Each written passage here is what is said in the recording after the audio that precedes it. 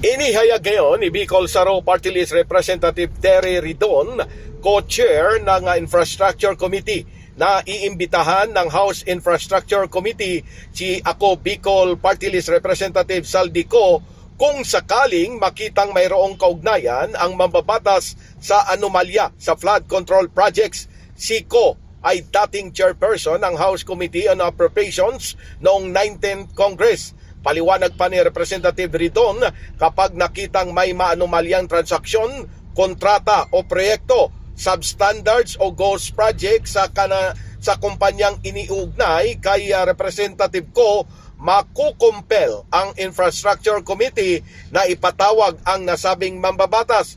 Particularly for the projects that are being discussed, no, yung Bulacan and maybe Benguet po in the future, I don't think meron po siyang like personal involvement po in these particular projects. He has, of course, top level responsibility. He has a command responsibility, and I think that is the reason why he actually resigned. No?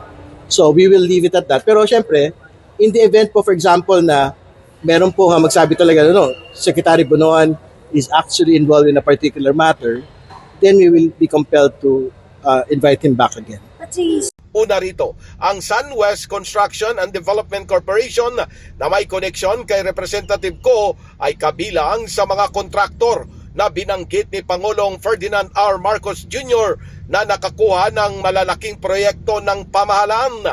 Sa panig ng Infrastructure Committee kahapon, nagmosyon si Caloocan City Representative Edgar Irice na ipatawag si Ko dahil sa isyo ng insertions umano sa 2025 budget, kaya lumobo o lumaki ang pondo ng DPWH.